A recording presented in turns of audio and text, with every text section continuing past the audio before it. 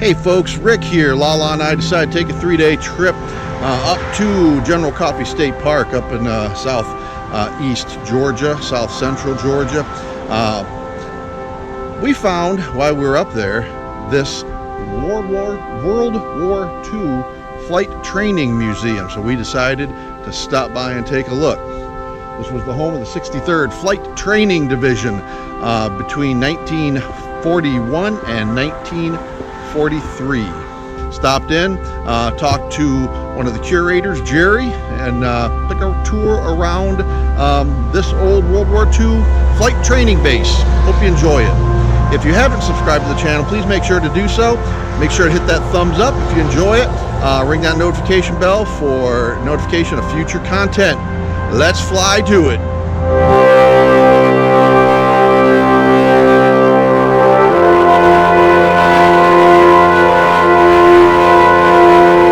So, what's your name?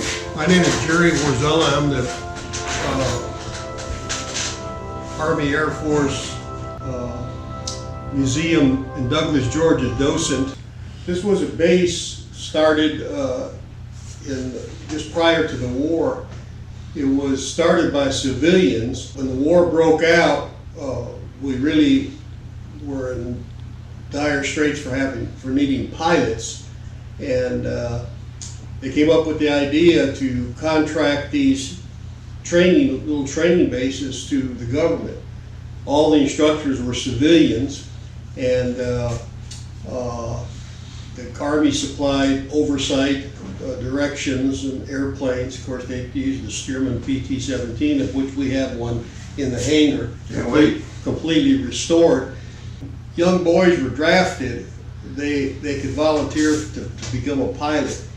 And if they passed the entrance exams, they were sent to basic training at Maxwell Air Base. And at that basic training, they got their uniforms. They were labeled as an air cadet. They weren't officers yet. They had no training. Most of them came, from civilian life, off the farm. A lot of them didn't have driver's licenses. So some of them, as I understand, you might have been a pilot, you might have been a bomb. So this is where we're at right now. No, this is for primary pilots, and this is the very, very preliminary. See, these are the hangars out here. This is the flight line. Finally got here, they had 9 weeks here. They had to learn to fly that PT-17 Stearman. They had to solo in 13 hours. Is that a bi-wing or? Yeah, it's a bi-wing airplane. You can take a picture of it right up there. It's a Boeing Stearman PT-17. Like I say, they had 13 hours to solo the aircraft. So if they passed that and they finished the course here, which is 9 weeks, they had about 60 flight hours after they got through. And they were certified. Their Army flight instructor would come then and give them a test. And then from here, they would go to the next training, which is basic flight training. They would be exposed to a more high-performance airplane like a T-6 or a PT-14 or something like that. Yeah, the Navy was doing something else. But this was all for the Army. Of course, the Air Force wasn't in existence at the time. He's doing this. He's not even an Army fellow. He's a Navy fellow. Right. This is Army Air Force. So the Air Force wasn't even in existence at the time. It was all one branch.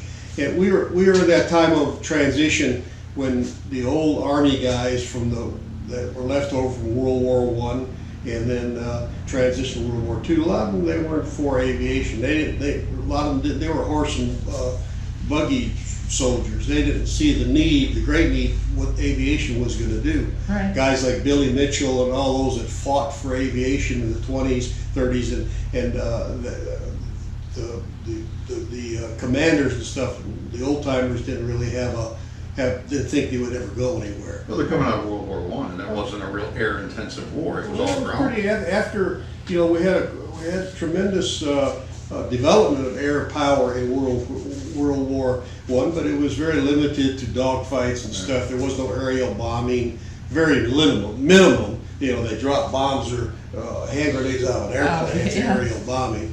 But anyway, people that were visionaries saw the need for air power. Of course, from World War I to World War II, after the Versailles Treaty, everybody was supposed to go home and sing Kumbaya and it'd be funny, but the Germans and the Japanese both They see it that way. didn't see it that way. They start building a war machine. In fact, we supplied a lot of all their metals and Yep. supply, especially the Germans. And watch they start building up a tremendous Army and Air Force, Navy, and we did. So we were way behind the 8 ball when the war started. Right. And we knew we didn't have a handful of combat airplanes. A lot of them were antiquated.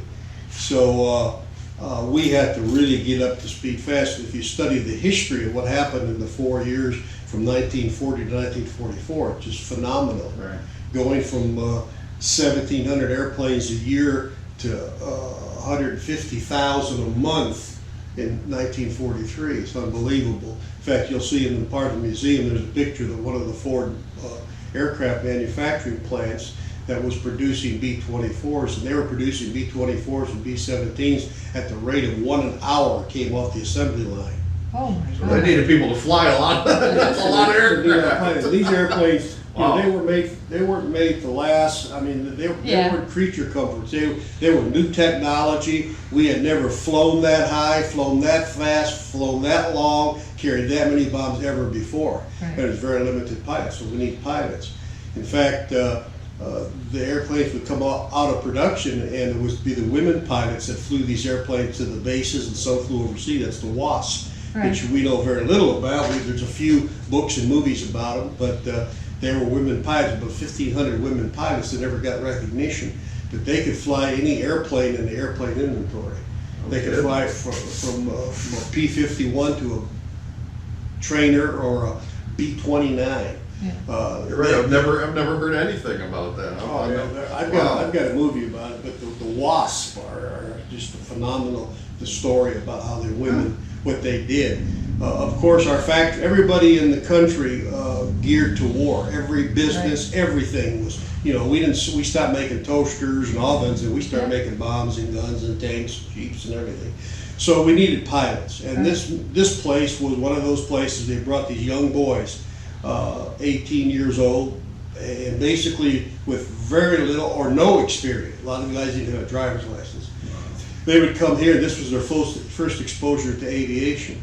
So they had, from the time they became an air cadet to the time they left the country to go to battle, less than 13 months passed, and they would get in their first duty station. They'd have 300 or 400 hours.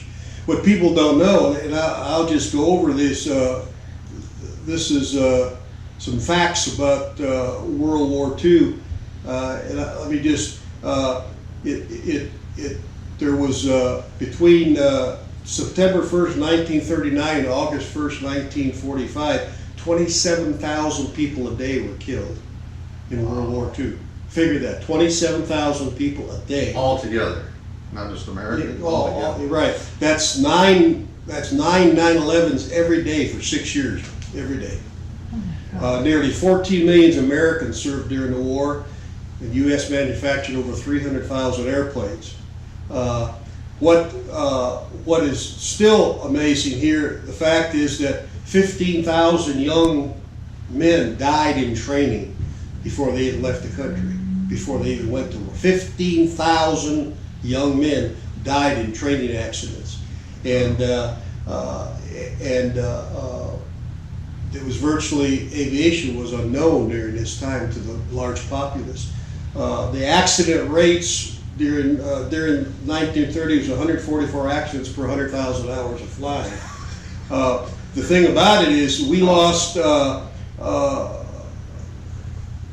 more air crews overseas, or just as many air crews overseas that we had in combat, especially the B-29. From mid-1939 to 1945, the U.S. trained thousands of pilots. In 1939, fewer than 1,000 pilots graduated basic flight training, but in 1943, 165,000 pilots graduated. And so that means that, of course, over 200,000 flunked out or died during training accidents. It's just hard to imagine that. It would be unacceptable in today's society, but we had a war going on. Right. Right. So we don't remember these young boys. These are young boys. Most of them were killed because, and luckily in primary training right here, we only had 3 that were killed at this training base. Most of them were killed in advanced training when they went into the bigger airplanes, higher horsepower. They just don't or didn't have the experience to handle that airplane. I mean, I'm a pilot myself. It takes a lot of training to fly a big, complex airplane. These airplanes were coming off the assembly line. A lot of them weren't tested. We were just learning about stuff. In fact, even the B-17s, when we did send our bombers overseas, we were flying at altitudes and doing missions that we never had experience. A lot of our air crew were dying on the way there to the mission from oxygen deprivation. They didn't even know what kind of food to feed these flyers because they would feed them a big greasy breakfast in the morning and they'd fly at an 8-hour mission. And a lot of them would vomit. They'd vomit in their oxygen mask and they'd freeze because they were at 22,000 feet and they'd die. So we lost a lot of pilots. So they had to start a whole new branch of what they call air medicine. Right. And to show you how fast it came from the war in 1947, when the Air Force branches separated, we had the Air Force. Chuck Yeager broke the sound barrier in 1947 in the next one. Gives a whole new meaning to the term learning on the fly. Oh, learning on the fly. Oh, yeah. So we learned how to fly over the bodies of many, many, many men that died. And a lot of people don't realize World War II cost 60 million lives, 40 million civilians. The rest was military and stuff, but we paid a terrible price. Well, we learned so much. So it all started for aviation here in these little training bases around the country that had. Right. These men were these boys. I call them boys, and they were like 18 to 20. But out of this group of men came some very famous individuals. You'll see in the museum there's several that were here. Well, there's hundreds. We've got a complete records of all the pilots, or just about all the pilots that ever trained here and what happened to them after the war.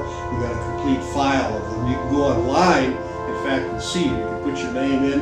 Maybe you had a relative or something that trained in this base. Right. Well, this is one of the only bases left. They were going to tear this thing down in 2000. This owned by the city, and local residents here that had relatives that flew World War II. They said, no, this is a historic site. Yeah. So they made this a historic site, and a group of men got together, and ladies, and put together this museum. It's all based on the nation. And in the museum, you have artifacts of all the training. You'll see in the barracks, you got where the cadets slept. All the instructors are civilians, and they came from varied life. They're the ones that could not qualify to go to the military. They're either too old or have physical handicap. But we had a lot of civilian instructors. And they train these cadets, and the history of them is just tremendous. These guys would leave here, and eventually, when they got overseas, they had 300 or 400 hours, which is unbelievable. In World War II, these boys did miraculous things. But this is where it started for a lot of these boys right here. They learned in Douglas, Georgia. They'd come here, and you'll see on the pictures there. They hadn't got a clue what war was about. They had no idea what they were getting into, but they wanted to fly. There was a lot of romanticism, a lot of they wanted to be a pilot. And they came here and they trained hard, and a lot of them didn't make it. A lot of them, like I say, 15,000 were killed in training, just trying to learn to do their job. That's before they even left the country. But it was a struggle. But this museum sort of retains the history of what happened here. It represents the hundreds of thousands of men that learned how to fly and protected this country. And when you read the history of World War II and what happened, it's just amazing. It's miraculous. Like I say, our hangars out there right now, they contain some rebuilt warbirds, and they're building a B-17 right now. Tom Riley, he's a world-renowned aircraft restorer. He lives here in Douglas, and he's working on that B-17 plus some other project. So we are in the World War II Flight Training School restoration area. And this, my friends, is what a B-17 bomber looks like during restoration. This is amazing. I've never even seen a B-17 bomber in person other than at the Smithsonian. But this is where this is where the magic happens. This is phenomenal.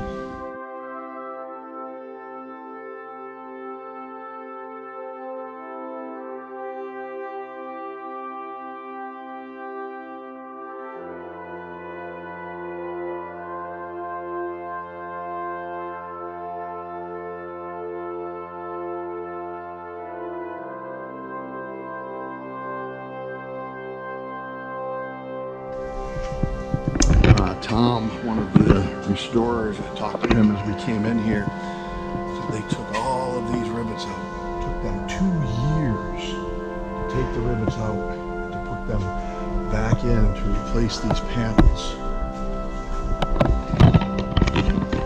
And again, this is one of the little off-the-path jewels in Douglas, Georgia. Amazing.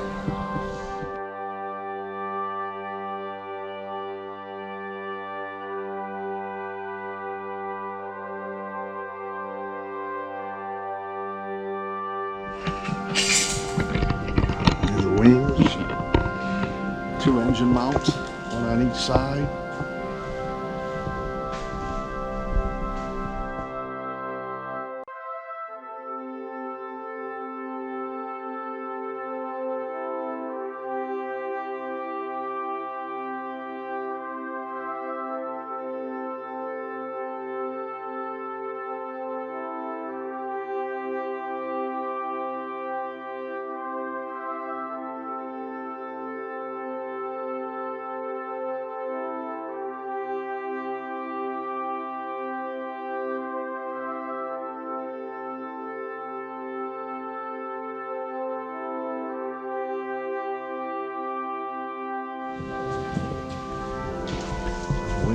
They still haven't got put on yet. So this wing will attached to the fuselage here.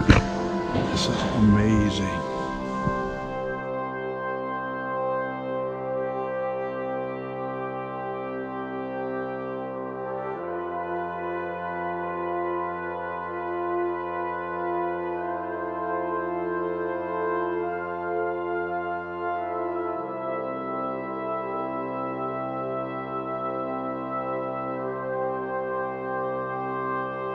So when you see those restored aircrafts, the museums, this is where they start. It's places like this.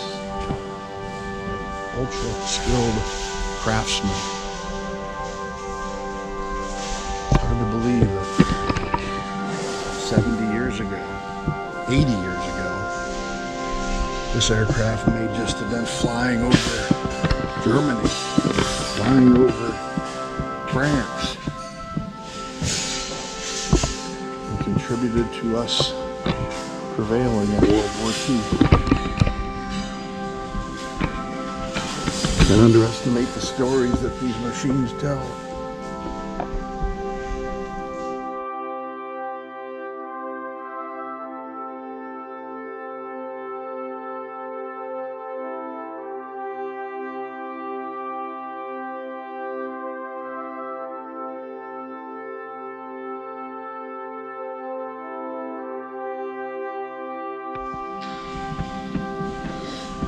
The landing gear.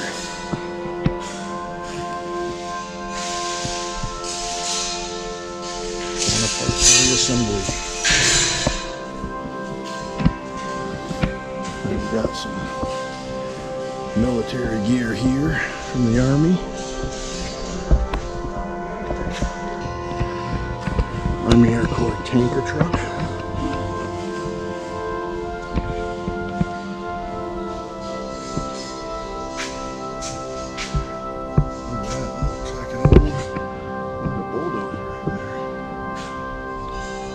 Fuselage.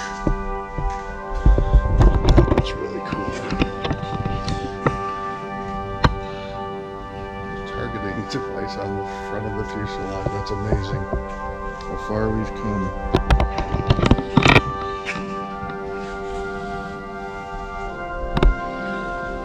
Look at There's a turret, rebuilt turret with the guns on it. Oh my goodness. That looks, still got the markings on it. Amazing. Tom just told us there's another hangar that we can go in and kind of look around real quick as well. To do additional work in here.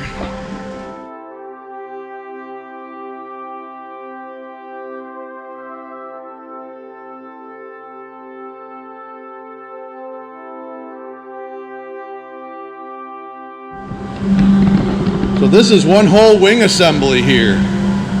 Wow. This is one, and this is the other one over. Okay. How long does it take to do one of these? I can't even imagine the hours that go in. Wow. So each one of these get blasted down to bare metal, and then how do you test them structurally, or do you? Is it just visual? Sorry. How do you test them structurally, or is it just We visual? attach hangers to the ground, I bring them to the and they are non-structural. Tested. Because all the rejected parts are one, and there's the box rejected parts on the other. How do you keep track of all this stuff? There's the ribs. On the first one, actually, and this is the ribs of this one. It's amazing.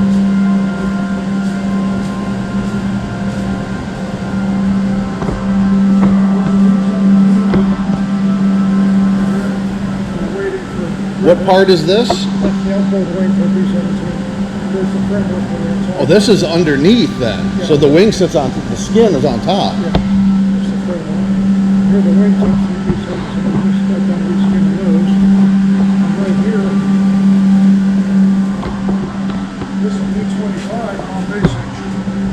This is up, it's forward. This is aft. Here's where the bombs go. But we made all new skins. These are all the compression ribs for the spar, which is 22 feet long. Amazing. Those are more parts for the center section, which goes, the rear spar goes here to here. So how many aircraft are you working on at the same time? All right, well, buddy, I got to run. This has been a pleasure. Thank you. All right, you take care.